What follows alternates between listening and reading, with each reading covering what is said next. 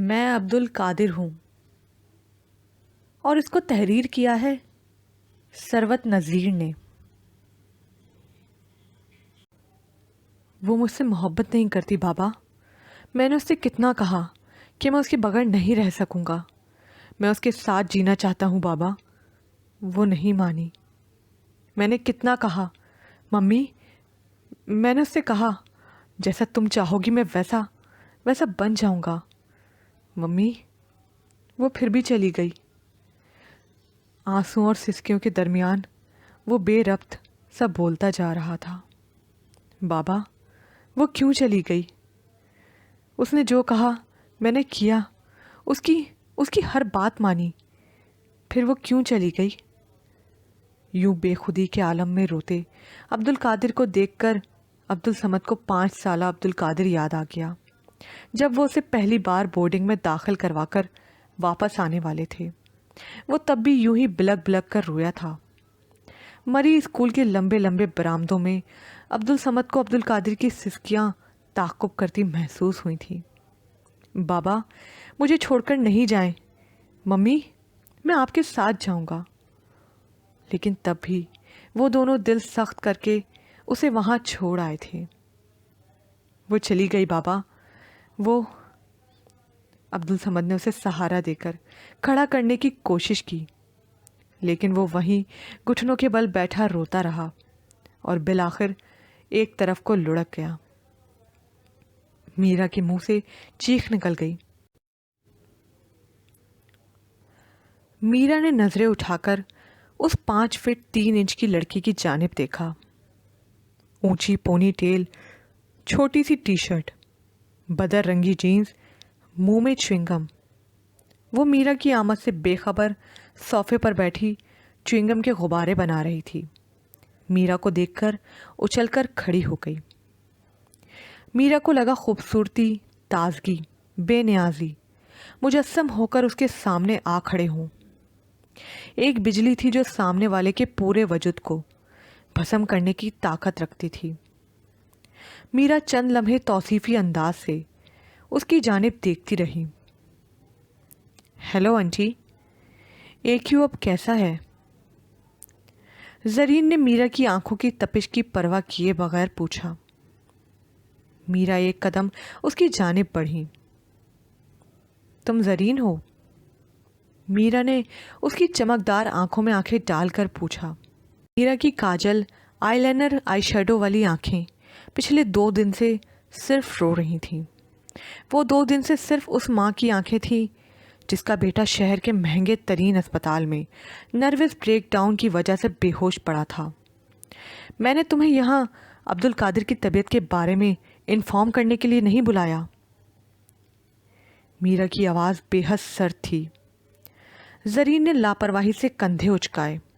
Okay, آپ مجھے اسپتال کا پتہ دے دیں، میں خود جا کر اس سے مل لوں گی۔ آئندہ تم اس سے نہیں ملو گی۔ میرا کی گھراتی ہوئی آواز زرین تک پہنچی۔ میں کیا کروں گی کیا نہیں کروں گی، آپ کون ہوتی ہیں مجھے بتانے والی؟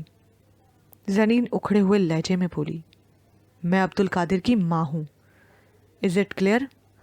اور اب میں فیصلہ کروں گی کہ اسے کس سے ملنا ہے اور کس سے نہیں۔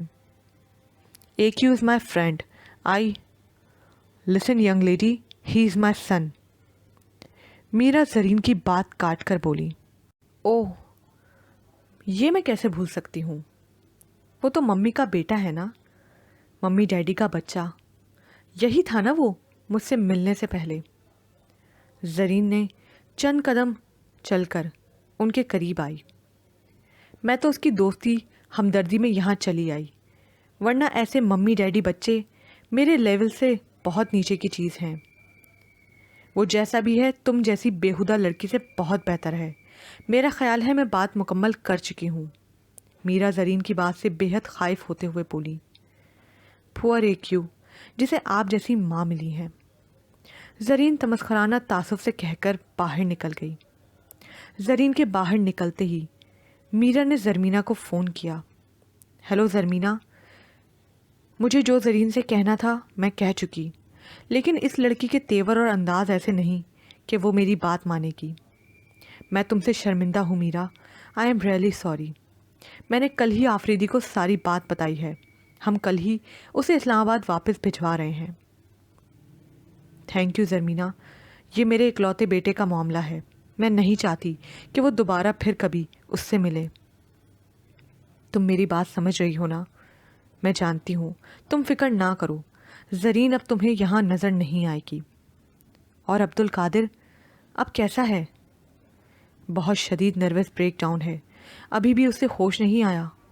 میں چاہتی ہوں کہ جب وہ ہوش میں آئے تو زرین. ڈونٹ وری، ایسا ہی ہوگا. میرا نے اطمینان سے فون بند کیا. صوفے پر بیٹھ کر انہوں نے مرکزی دروازے کی جانب دیکھا جہاں سے ابھی ابھی زرین گئی تھی. 2 دن پہلے اسی دروازے کی چوکھٹ پر عبد القادر پھوٹ پھوٹ کر رویا تھا. آج میرا نے ان آنسوؤں کی قیمت وصول کی تھی. میرا نے زرین کو عبد القادر کی زندگی سے نکال دینے کی کوشش کی تھی. اوپن کچن کے کاؤنٹر پر کافی کا مگ رکھے وہ بڑے اہمناک سے کافی کو پھینٹ رہا تھا. اس کے سلکی بال ہر جھٹکے پر ہولے ہولے اس کے ماتھے پر لہراتے. اس کے چوڑے کندھے، آدھی بازو والی شرٹ میں پھنسے ہوئے مسلز، برمودا شارٹ میں وہ بڑے پیار سے اسے دیکھ رہی تھی. کتنا بھرپور مردانہ وجاہت کا نمونہ تھا. اتنی محویت سے اپنی طرف مرتکز نگاہوں نے اس کو بھی خبردار کر دیا تھا. اس کے کافی کو مکس کرتے ہوئے ہاتھ رک گئے. کریم ڈالوں آپ کی کافی میں؟ اس نے نظریں اٹھا کر ان کی جانب دیکھا. نہیں، وہ مختصراً بولی. اس کی محویت میں کوئی فرق نہیں آیا تھا. ایک بار یوں ہی بچپن میں انہوں نے اپنی گود میں ہاتھ پاؤں چلاتے ہوئے اسے دیکھا تھا اور دیکھتی چلی گئی. امیر النساء، کیا دیکھ رہی ہو؟ ایک ماں کے لیے بچہ اس کی سب سے قیمتی متاع ہوتا ہے، انمول، کسی خزانے کی طرح، ہے نا؟ وہ شفقت سے بولی. انہوں نے صرف سر ہلا دیا. اور یہ تو ہے ہی اتنا پیارا. جب زیادہ پیار آئے نا تو ماؤس 3 دفعہ پڑھ کر پھونک دیا کرو. پھر بچہ اللہ کی رحمت کے حصار میں آ جاتا ہے. نظر نہیں لگتی؟ میرا نے ہونک انداز میں ان کی جانب دیکھا. وہ ان کا خالی خالی چہرہ دیکھ کر سمجھ گئیں کہ اسے ماؤس 3 کا مطلب نہیں معلوم. اچھا چلو، چاروں کل. انہوں نے اپنی بات کی وضاحت کی، لیکن تب انہیں معلوم نہیں تھا کہ میرا کو چاروں کل بھی نہیں آتے تھے. اس بات کو جانے بغیر انہوں نے وہیں کھڑے کھڑے پڑھ کر اس پر ہلکی سی پھونک ماری. وہ ان کی گود میں ہولے سے کسمسایا اور تب واقعی میرا کو ایسا لگا تھا کہ وہ محفوظ ہو گیا ہے. نہ جانے کیوں، نہ جانے کہاں سے نور عبد الرحمن کی یاد ان کے ذہن کے غم گشتہ کونے سے نکل کر میرا کو جکڑ لیتی تھی. آج میرا کا دل چاہ رہا تھا کہ کاش وہ اپنے بیٹے کو نظر سے بچانے کے لیے کچھ پڑھ کر پھونک دیں. لیکن کیا، انہیں تو کچھ بھی پڑھنا نہیں آتا تھا. اے میرے اللہ، میرے بچے کو اپنی حفاظت میں رکھنا. انہوں نے دل میں دعا کی. وہ کچن سے نکل کر باہر لاؤنج میں آ گیا. اس کے ہاتھ میں کافی کے مگ تھے. ایک مگ اس نے میرا کو تھما دیا اور دوسرا مگ پکڑے صوفے پر بیٹھ گیا. پاس دھری میز پر فون رکھا تھا. اس نے آنسرنگ مشین کا بٹن دبایا. ریکارڈ میسج چلنے لگے. ہائے ایکیو، کہاں ہو تم؟ تمہیں بہت مس کیا. ہائے ایکیو، جلدی پہنچو، تمہارے بغیر کیا مزہ آئے گا. یو باسٹرڈ، سارے پروگرام کا ستیہ ناش کر دیا. جلدی پہنچ. یہ میسج اردو میں تھا اور مردانہ آواز میں تھا. ہائے ہنی، لمبی کس. کہاں ہو؟ موبائل کیوں آف ہے؟ صرف ایک میسج اردو میں تھا اور کسی لڑکے کا تھا. باقی تمام آوازیں شوخ و چنچل نسوانی تھیں اور انگلش میں تھیں. عبد القادر نے فون آف کر دیا. میرا دلچسپی سے عبد القادر کے چہرے کی جانب دیکھ رہی تھی، لیکن اس کے چہرے پر کچھ نہیں تھا، کوئی تاثر نہیں تھا۔ کافی اچھی بنا لیتے ہو۔ میرا نے کافی کا سپ لے کر اس کی تعریف کی۔ Thank you. اس نے ریموٹ اٹھا کر ٹی وی آن کر دیا۔ میرا نے تنقیدی نگاہوں سے اپارٹمنٹ کی جانب دیکھا۔ پورے فلیٹ میں کہیں بھی کوئی بد نظمی یا بد سلیقی نہیں تھی، ہر چیز کرینے سے دھری تھی۔ میرا کچھ دیر خاموشی سے کافی پیتی رہی۔ پاکستان کیوں نہیں آتے؟ 6 سال ہو گئے ہیں تمہارے بغیر، عید پر بھی نہیں آئے۔ میرا کافی کا مگ ٹیبل پر رکھ کر شکایت بھرے انداز سے بولی۔ آپ تو جانتی ہیں کہ میں گریجویشن میں مصروف رہا، پھر ماسٹرز۔ واشتگی سے بولا۔ عید پر تو آ سکتے تھے۔ عید پر کیا ہوتا ہے؟ وہ بغیر کسی تاثر کے بولا۔ تہوار ہے بیٹا، خوشی کا موقع ہوتا ہے۔ میرا کچھ استجاب، کچھ جھنجھلا کر بولی۔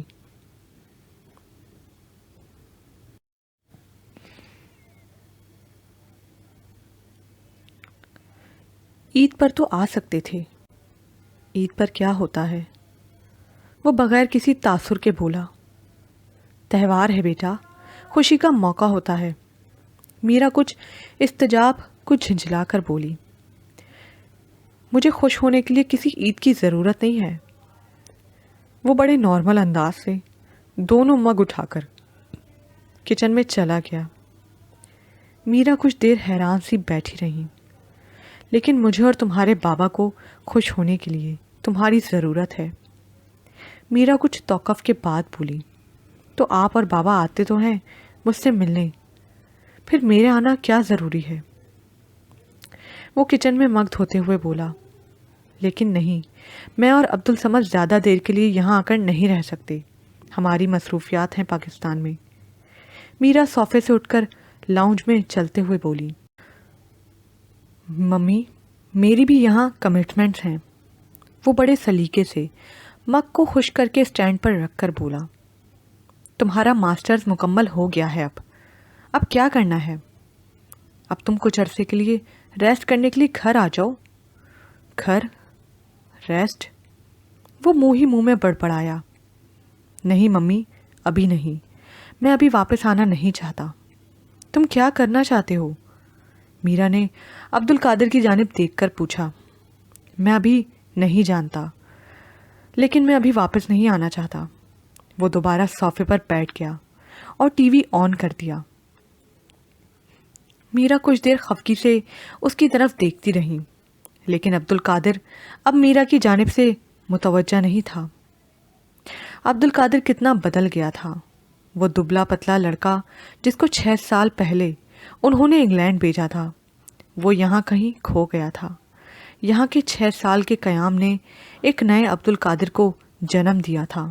آکسفورڈ کی تعلیم نے، لوگوں سے ملاقات، نیا ماحول، سب کچھ نے مل کر ایک نیا عبد القادر تشکیل دیا تھا۔ نئی سوچوں، نئے نظریات والا پر اعتماد عبد القادر۔ لیکن میرا کے لیے یہ عبد القادر بہت اجنبی تھا، بہت گہرا، کسی معمے کی طرح۔ کم گو تو پہلے بھی تھا، لیکن تب اتنا پراسرار محسوس نہیں ہوتا تھا۔ اب وہ میرا کو اپنے آپ سے بہت دور، بہت اجنبی لگتا تھا۔ ان 6 سالوں میں میرا اکثر عبد القادر سے ملنے آتی رہی، اور ہر بار وہ اسے اپنے آپ سے دور اور دور محسوس کرتی رہی۔ اور اب تو وہ عبد القادر بھی نہیں تھا، وہ تو یہاں AQ، سب اسے یہاں AQ کہتے تھے۔ یوں ہی لاؤنج میں چلتے ہوئے انہوں نے فریج کا دروازہ کھولا۔ اندر ہر چیز بڑے سلیقے سے رکھی تھی۔ دروازے والی سائڈ پر اسکاچ وسکی بیئر کے ٹن رکھے تھے۔ میرا کچھ کم گمگو کی کیفیت میں کھڑی رہی۔ وہ اسے نصیحت کرنا چاہتی تھی، لیکن وہ نہیں کر سکی۔ میرا عبد الصمد کی زندگی میں پارٹیوں کے اندر کی معمول کی بات تھی، لیکن وہ ابھی عبد القادر کے لیے اسے صحیح نہیں سمجھتی تھی۔ لیکن ان 6 سالوں میں یہاں آنے یہاں آنے جانے قیام کے دوران انہوں نے کبھی عبد القادر کو مدہوش نشے کی حالت میں نہیں دیکھا تھا۔ ہاسٹل کی لائف اور اب اپنے ذاتی اپارٹمنٹ میں بھی وہ بہت منظم، باہوش اور مرتب زندگی گزار رہا تھا۔ تم کچھ زیادہ نہیں پینے لگے؟ میرا فریج کے دروازے کو کھولے کھڑی تھی، بالآخر بول اٹھی۔ اس نے آنچ اٹھتی نگاہ میرا اور فریج پر ڈالی۔ میں کسی بھی کام میں زیادتی نہیں کرتا۔ آئی نو، عبد القادر نے مطمئن لہجے میں جواب دیا اور ٹی وی آف کر دیا۔ آئیں مادم تساؤ کے میوزیم چلتے ہیں۔ میرا سر ہلا کر اس کے پیچھے چل دیں۔ تنگ راہداری کے پاس اسٹینڈ پر گرم کوٹ ٹوپیاں لٹک رہی تھیں۔ عبد القادر نے میرا کو فر والا گرم کوٹ پہنایا۔ وہ دونوں گرم اپارٹمنٹ سے نکل کر لندن کی خشک سرد گیلی شام کے اندھیرے میں مادم تساؤ کے پاس جانے کو تیار تھے۔ گاڑی میں بیٹھتے بیٹھتے ہلکی ہلکی بوندا باندی شروع ہو گئی۔ عبد القادر مہارت اور خاموشی سے لندن کی سڑکوں پر گاڑی چلا رہا تھا۔ لندن کی سڑکوں پر دھند، قہر، سردی کا راج تھا، ہڈیوں میں اتر جانے والی ٹھنڈ۔ میرا کو یوں محسوس ہوا تھا کہ ایکیو کے احساسات، جذبات تک میں یہ ٹھنڈ سرایت کر چکی ہے۔ ہوٹل کی لابی میں بیگ کو گھسیٹ کر جاتے ہوئے میرا اسے بغور دیکھ رہی تھی۔ وہ خاموشی سے ان کے آگے چل رہا تھا۔ میرا آج 15 دنوں کے بعد واپس پاکستان جا رہی تھی۔ وہ باوجود خواہش کے یہ سارا وقت ایکیو کے ساتھ نہیں گزار سکی۔ ایکیو نے انہیں اپنے اپارٹمنٹ میں رہنے کو نہیں کہا۔ کچھ عجیب سا تکلف اور دوری تھی ان دونوں کے درمیان، جسے چاہ کر بھی میرا دور نہیں کر پا رہی تھی۔ بل کلیئر کر کے وہ ہوٹل کے دروازے سے باہر نکلے تو ایک انگریزی لڑکی چیخ مار کر اسے لپٹ گئی۔ تم پچھلے 2 ہفتے سے کہاں ہو؟ اس کی سنہری زلفیں، سفید گوری دمکتی رنگت۔ ایکیو نے محبت سے اس کے ماتھے سے بال ہٹائے۔ میں مصروف رہا۔ گو کہ ایسے مظاہرے لندن میں عام نظر آتے تھے، لیکن نہ جانے کیوں میرا خجالت سے کھڑی رہی۔ میں نے تمہیں پارٹی میں بہت مس کیا۔ وہ اس کے اس قدر قریب تھی کہ اس کے منہ سے نکلتا دھواں ایکیو کے چہرے پر بکھر رہا تھا۔ ابھی میں جلدی میں ہوں، کل گیلانی کے گھر پر ملاقات ہوگی۔ میں کل شام کا بے تابی سے انتظار کروں گی۔ وہ الوداعی بوسہ دے کر چلی گئی۔ کون تھی یہ؟ گاڑی میں بیٹھتے ہوئے میرا باوجود کوشش کے اپنے آپ کو روک نہ سکی۔ دوست تھی۔ ایکیو نے میرا کا بیگ پچھلی نشست پر رکھ دیا اور خود ڈرائیونگ سیٹ پر بیٹھ گیا۔ میرا اس سے زیادہ اس سے کچھ نہ پوچھ سکی۔ میں شاید اگلے برس انگلینڈ نہ آ سکوں۔ میرا سامنے نظر جمائے بولی۔ ابھی مجھے انڈیا ایگزیبیشن کے لیے جانا ہے، پھر فرانس، اور اگلے برس میں اور تمہارے بابا امریکہ جا رہے ہیں۔ اٹ از اوکے، آپ میری فکر نہ کریں۔ ایکیو ایئرپورٹ کے سائن کی طرف پڑھتے ہوئے بولا۔ میں چاہتی ہوں کہ تم پاکستان آؤ۔ میں کوشش کروں گا۔ اس نے مہارت سے موڑ کاٹا۔ کوشش نہیں، تمہیں ضرور آنا ہے۔ اب کی بار میرا کچھ برہم انداز میں بولی۔ یہ تو وقت بتاتا ہے کہ کون سا کام ضروری ہے اور کون سے غیر ضروری۔ فی الحال میں کچھ کمنٹ نہیں کر سکتا، وہ بدستور اطمینان بھرے لہجے میں بولا۔ ایکیو کے جواب نے میرا کو مزید کچھ کہنے سے روک دیا۔ ہیتھرو ایئرپورٹ پر اتر کر میرا نے بیگ ایکیو کے ہاتھ سے لے لیا۔ وہ کچھ دیر اس کے سامنے کھڑی رہی، اسے دیکھتی رہی۔ ان کا دل چاہا کہ وہ اس 6 فٹ کے اونچے لمبے وجی مرد کو گلے سے لگا لیں، اسی ننھے منھے بچے کی طرح جو بچپن میں ان کے گلے سے لپٹا تھا۔ لیکن وہ اب اتنا قریب ہونے کے باوجود بہت بار بے حد دور محسوس ہوتا ہے۔ میرا کو یوں محسوس ہوتا تھا کہ وہ بطور ماں ایکیو پر اپنا ہر استحقاق کھو بیٹھی ہیں۔ اوکے، اب چلتی ہوں، میرا شکستہ کچھ شائستگی سے بولی۔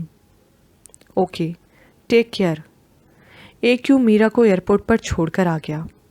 وہ جا رہا تھا اور میرا سوچ رہی تھی کہ اے کاش وہ کچھ پڑھ کر ایک کے اوپر پھونک سکتی۔ وہ کسی حصار میں آ جاتا، کسی مضبوط حصار میں۔ کوئی بلا، کوئی بری نظر، کوئی برا سایہ اس تک نہ پہنچ پاتا، لیکن وہ کچھ نہ کر سکیں اور لوگوں کی بھیڑ میں گم ہو گئیں۔ میر گیلانی صوفے سے اتر کر اب قالین پر بیٹھ چکا تھا۔ بہت زیادہ پینے کے باعث اس کے پورے وجود میں ارتعاش کی سی کیفیت تھی۔ بہت زیادہ پینے کے بعد اس کا جسم ہر قسم کے فاسد مادے کو باہر نکال دیا کرتا تھا۔ باپ کے مرنے کی خبر تو آج آئی ہے۔ میرے لیے تو وہ اس وقت ہی مر گیا تھا جس روز میں نے اس کو اپنے حجرے میں ملازمہ سکھی کے ساتھ دیکھا تھا۔ سید پیر زادہ تبریز گیلانی اپنے گھر میں اپنی نوعمر ملازمہ کے ساتھ۔ شاہ میر پھیکی ہنسی ہنستے ہوئے بولا، ساری عمر میں نے اپنے باپ کو عقیدت مندوں میں گھرا دیکھا۔ مرید، ملازم مزاراں، کسی بادشاہ، کسی حاکم اعلیٰ کی طرح وہ ان کے درمیان میں بیٹھتے تھے۔ لوگ ان کے ہاتھ پاؤں چومنے کے لیے دیوانہ وار گرتے تھے، ان کا جھوٹا اپنے بچوں کو کھلاتے تھے، ان کی اترن بڑے بڑے زمیندار ہدیے کے طور پر لے کر جاتے تھے۔ ان سے پھونک مروانے کے لیے اپنے بچوں بیماروں کو لایا جاتا تھا۔ بس ایک پھونک ہی کی تو دیر تھی، میری آنکھوں نے ان کو ضلالت کے گھڑے میں گرتے دیکھا اور ان کے گرد پھیلی عقیدت کی روشنی ایک پھونک سے بجھ گئی تھی۔ بس کرو یار، تم کو زیادہ بہک رہے ہو۔ دوسرے پیک کی طرف ہاتھ بڑھاتے ہوئے سرمد نے شاہ میر کو روک دیا۔ تم سمجھ رہے ہو میں زیادہ پینے کے باعث بہک گیا ہوں؟ نہیں بھائی، میں تو بالکل ہوش میں ہوں۔ میرا باپ تو مجھے ہوش میں لایا ہے۔ مدہوش تو میں پہلے تھا، اپنے باپ سے محبت، عقیدت کے نشے میں مدہوش تھا۔ ساری عمر نیکی، پاکیزگی، شرافت کے سبق سکھانے والا باپ، جس نے ساری عمر مجھے یہ سکھایا کہ پرائی عورت کی طرف نظر بھر کر دیکھنا بھی گناہ ہے، بدکاری کی سزا سنگسار ہے، جو مجھے دوزخ کے عذاب سے، اللہ کے غضب سے ڈراتا رہا۔ خود وہ کیا تھا؟ ایک جھوٹا، دوغلا، بدکار انسان۔ میری نظروں سے گرا تو مجھے اپنی نظروں سے دور کر دیا، یہاں بھیجا، چل بیٹا پڑھ، اور پڑھ، اعلیٰ تعلیم حاصل کر۔ جو تعلیم میں دیتا ہوں، جو میں پڑھ بیٹھا ہوں، اس میں نقص نہ نکال، میرے دھندے میں مندہ نہ کر۔ Bastard. Syed Pirzada Tabrez Gilani. You. Shahmir کے منہ سے مغزات کا طوفان ابل پڑا تھا۔ چل اب بند بھی کر اپنی بکواس، بہت بار سن چکے ہیں تمہاری یہ رام کتھا۔ تم دکھی ہو تو یہاں اور کون سکھی ہے؟ سب کی یہی حالات ہیں۔ ہم سبھی منافقت و دو عملی کا شکار ہیں۔ سرمد کچھ چڑھ کر بولا، بولنے دے یار اس کو، دکھی ہے بیچارہ۔ فیض شاہ میر گیلانی کے قریب بیٹھ کر نرمی سے بولا، دکھی؟ ہاں دکھی، صحیح کہا تم نے، دکھی ہی تو ہوں میں۔ دکھی ہوں کہ اس شخص کی اولاد ہوں جس نے ساری عمر لوگوں کی آنکھوں میں دھول جھونکی، اور اب یہی دھول جھونکنے کا، بدعملی کا، منافقت کا دھندا میرے لیے ورثے میں چھوڑ گیا ہے۔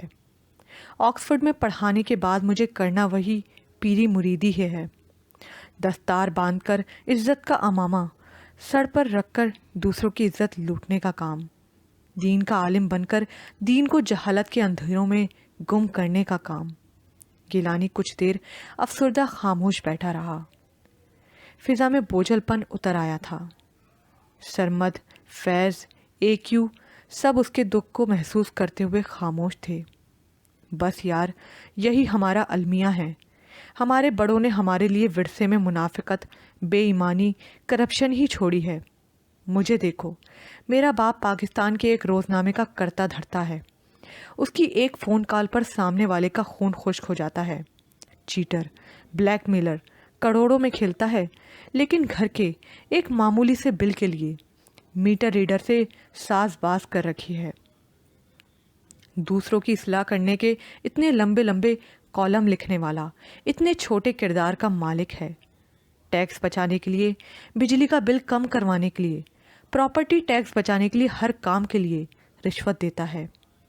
ملک کی اصلاح پر غلط نصیحت کرنے والا خود کس گراوٹ کا شکار ہے، کوئی دوسرا نہیں جانتا. سرمد کے لہجے میں مایوسی، تھکن اور بے دردی تھی. یار تم دونوں میں کیا مقابلہ ہے کہ کس کا باپ زیادہ کمینہ ہے؟ فیض ان کی باتوں سے چڑھ کر بولا. فیض ان تینوں کا واحد دوست تھا جو ان کے ساتھ آکسفورڈ میں نہیں پڑھتا تھا، بلکہ وہ ایسٹ لنڈن کے علاقے میں کسی اسٹور پر سیلز مین کے طور پر کام کرتا تھا. ان تینوں سے اس کی دوستی بھی عجیب انداز میں ہوئی. وہ دوران تعلیم ویکینڈ پر اکثر آکسفورڈ سے لندن آ جاتے تھے موج مستی کرنے. ایک ویکینڈ پر نائٹ کلب میں کافی دیر ہو گئی. گوری بے باک نشے میں دھت مچلتی باہوں میں جھومتے شامیر کی کسی انگریزی لڑکے سے تلخ کلامی ہو گئی. یک لخت وہ مدہوش صنف گالیوں اور تھپڑوں مکوں کی نظر ہو گئے. گلاسوں کا ٹوٹنا، لڑکیوں کی چیخو پکار، انگلش نوجوانوں کا رونق بھرا انداز اور غصہ، پل بھر میں ماحول چیخنے چنگھاڑتے وحشی درندوں کا سا بن گیا تھا. نائٹ کلب کے مالک نے اپنے آدمیوں سے کہہ کر ان سب کو باہر نکال دیا. بیشتر اس سے کہ پولیس آتی. ایک ٹیکسی تیزی سے ان تینوں کے سامنے آ رکی. چلو جلدی بیٹھو. ڈرائیونگ سیٹ پر بیٹھا شخص اردو میں بولا. جلدی کرو ورنہ اگر پولیس آ گئی تو اس ٹیکسی کے بجائے لاک اپ کے بینچ پر بیٹھنا پڑے گا. تینوں جلدی سے ٹیکسی کا دروازہ کھول کر اندر بیٹھ گئے اور ٹیکسی زن سے آگے بڑھ گئی. تب فیض رسول لندن میں ٹیکسی ڈرائیور کے طور پر کام کر رہا تھا. اس نے اتنی مہارت اور تیزی سے کار چلائی کہ وہ تینوں 1.5 گھنٹے کے بجائے گھنٹے میں آکسفورڈ میں تھے اور یہیں سے ان کی دوستی کا آغاز ہوا. وہ تینوں پاکستان کی ہائی کلاس سے تعلق رکھنے والے ایک لوور مڈل کلاس لڑکے کے گہرے دوست بن گئے. اب ان کی کوئی محفل فیض کے بغیر مکمل نہیں ہوتی تھی. تم دونوں اپنے ہی دکھڑے روتے رہو گے، کبھی میرے بارے میں بھی سوچا کرو. فیض گلاس خالی کر کے بے حد دکھی ہو کر بولا. اب کیا ہوا؟ سرمد نے مشفقانہ انداز میں اس کے کندھے پر ہاتھ رکھ کر پوچھا. یہی تو رونا ہے کہ ہوتا ہی تو کچھ نہیں ہے. وہ تو میری طرف دیکھنا بھی پسند نہیں کرتی. کون؟ کیتھی؟ نہیں یار، لیزا. اچھا اب لیزا ہے. میری معلومات تو ناقص ہے. میں تو ابھی تک کیتھی کے بارے میں ہی جانتا تھا. لیزا آج کی تازہ خبر ہے. سرمد اپنی آواز میں حیرت سمو کر بولا. ہم نے جس کو بھی چاہا. تیرے ہجراں میں وہ لوگ آتے جاتے ہوئے موسم تھے. زمانہ تم ہو. فیض نے ایک آہ کے ساتھ شعر پڑھا. تو آج کا زمانہ لیزا میم صاحب ہے. یار تو کیوں ان میموں کے پیچھے اپنا آپ خراب کرتا پھرتا ہے؟ شامیر فیض کے سابقہ ریکارڈ کو دیکھ کر اکتا کر بولا. یہ کسی کی نہیں بنتی، بس ان سے دل بہلاؤ اور جب دل بھر جائے تو نئی تلاش کر لو، بالکل نئے ماڈل کی کار کی طرح جو ہر سال نیا آ جاتا ہے. یہ ان سے وفا شعاری، محبت، خلوص جیسی بیکار امید مت لگایا کر. شامیر نے نصیحت کو مکمل کیا. یار تو بھی کچھ بولا کر. تو کیوں برمودا ٹرائنگل کی طرح پراسرار بنا بیٹھا رہتا ہے؟ سرمد نے صوفے پر بیٹھے ایکیو کی جانب دیکھ کر کہا، جو ان تینوں کے برخلاف خاموشی سے اپنے گلاس میں پڑے مشروب کو دھیرے دھیرے اپنے اندر اتار رہا تھا. یہ تم نے بالکل صحیح کہا. ایکیو ہے برمودا ٹرائنگل، پراسرار معمہ جو اپنے اندر کشش رکھتا ہے. اس لیے تو ہر لڑکی اس کی طرف کھچی چلی آتی ہے، اور جو اس کی طرف بڑھ گئی پھر وہ اس سمندر میں ایسی غائب ہوئی کہ ہم نے کبھی اس کو دوبارہ ابھرتے نہیں دیکھا. ایکیو میں ہی غرق ہو کر رہ گئی. ہم کیا کیا جیلے بہانے تراشتے تھے یونیورسٹی میں لڑکیوں کو متاثر کرنے کے، لیکن یہ صاحب بغیر بولے، بغیر ناز و داد دکھائے یونیورسٹی کے ہر حسین طرح دار لڑکی کے سرپرست بن جاتے تھے. وہ لڑکی جو ہم سے بات کرنا پسند نہیں کرتی تھی ان کی باہوں میں جھول رہی ہوتی تھی. شامیر فیض کو سناتے ہوئے بولا. یار ایسی کون سی گیدڑ سنگی ہے تمہارے پاس؟ ذرا مجھے بھی بتاؤ. فیض بےتابی سے بولا. کچھ نہیں, یہ لوگ تمہیں یوں ہی تنگ کر رہے ہیں. ایک یوں مسکرا کر بولا. نہیں نہیں, ان لوگوں کی بات نہیں ہے, میں نے خود تم لوگوں کی پارٹیوں میں دیکھا ہے. لڑکیاں یوں کھینچی چلی آتی ہیں تمہاری طرف جیسے لوہا مقناطیس کی طرف کھینچتا ہے. یار تو اس کی طرف غور سے دیکھ بھی تو, یہ مردانہ حسن, یہ قد کاٹ, یہ ہیئر سٹائل, لڑکیاں اس کی طرف ہی جائیں گی نا. کوئی اندھی تو نہیں کہ تمہاری طرف رجوع کریں. کبھی اپنا آپ دیکھا ہے آئینے میں؟ سرمد کچھ زیادہ ہی حقیقت پسندانہ تجزیہ کر کے بولا. چاہے میں اتنا ہینڈسم نہیں, لیکن کر کے میں نے یہاں سے میم ہی جانی ہے. فیض ضدی پن سے بولا. اور چاہے تمہارا مولوی باپ غلام رسول اس خبر سے فوت ہی کیوں نہ ہو جائے. شامیر فیض کو ڈراتے ہوئے بولا. یہ باپ لوگ بھی بڑے بلیک میلر ہوتے ہیں, پیدا کر کے پڑھا لکھا کر سمجھتے ہیں کہ زندگی بھر کا غلام خرید لیا ہے. میں پاکستان سے یوں ہی تو نہیں بھاگا تھا. ذرا شاعری میں دلچسپی لی تو ابا جی کا حکم آ گیا, خبردار اس طرح کا فالتو اور بیکار مشغلہ اپنایا. امی کو ڈانٹا, کیا کھا کر اس کو جنا تھا. کون سی فلمیں گیت مالا سنتی رہی ہو, جو لڑکا شاعر بن کر خاندان کی عزت و ساتھ گوانے چلا ہے. اب بندہ پوچھے کہ اقبال فیض کی مائیں اس قدر نیک اللہ والیاں تھیں, ان کے بچے کیسے شاعر بن گئے؟ یہ تو اللہ کی دین ہے, ہر کسی کے بس کی بات نہیں کہ شاعر کر سکے. ذرا کسی لڑکی کی طرف آنکھ اٹھا کر دیکھا تو آنکھیں پھوڑ دینے کی دھمکی. فلم دیکھنے دوستوں کے ساتھ چلا گیا تو ٹانگیں توڑ دینے کی دھمکی. خود چاہے جوانی میں جانے کیا کیا گل کھلائے ہوں گے. فیض رسول گل فشانی کرنے پر آیا تو کرتا ہی چلا گیا. میں تو اس دہشت گرد پاپ کے چنگل سے نکل آیا. یہاں کم از کم نہ تو ابا جی کے ایکس رے لیتی کھوجتی نگاہیں اور نہ ہی معاشرے کا, خاندان کا لوگوں کا ڈر. ایک بات ہے یارو, یہ معاشرہ ہے بہت اچھا, ایماندار, وقت کا پابند, کام میں کھرے, وعدے کے پاسدار, اور سب سے بڑھ کر کوئی کسی کے معاملے میں مداخلت نہیں کرتا, بلا وجہ کی ٹو میں نہیں لگا رہتا. سب اپنے کام سے کام رکھتے ہیں. ہر انسان اپنے فعل میں آزاد ہے جب تک وہ فعل کسی دوسرے کو تکلیف نہ دے رہا ہو. تم تینوں تو ہائی کلاس کے لوگ ہو, تم لوگ نہیں جانتے لوور کلاس کے نوجوان لڑکے لڑکیوں کے کیا کیا سیاپے ہیں. یار تو بہت دکھی ہے, ہمیں تو آج پتہ چلا. سرمد کچھ مزاحیہ انداز سے بولا. اجی ایسا ویسا دکھی؟ ماں باپ نے الگ جان عذاب میں ڈال رکھی ہوئی تھی, خاندان والے الگ نا طبقہ بند کیے رکھتے تھے. میں نے تو آزادی کیا ہوتی ہے صحیح معنوں میں یہاں آ کر جانا ہے. ہر طرح کی آزادی, پینے کی آزادی, دوست بنانے کی آزادی, اور سب سے بڑھ کر محبت کرنے کی آزادی. یہ جسے تم محبت سمجھ رہا ہے نا, یہ محبت نہیں ہے, اسے کچھ اور کہتے ہیں. سرمد اب فیض کی تقریر سے کچھ تنگ آ چکا تھا. اسے کچھ مت کہو سرمد, کرنے دو جو کرتا ہے. یہ نہیں سمجھے گا, ناکام ہوگا تو سدھر جائے گا. شامیر جو قالین پر بیٹھا اونگ رہا تھا دوبارہ سے بول اٹھا. یہاں پر یہ پارٹ اختتام کو پہنچا. مزید پارٹ سننے کے لیے اردو ناول زبر پرائڈ کو لائک کیجیے, سبسکرائب کیجیے, شیئر کیجیے, کمنٹ کرنا مت بھولیے گا.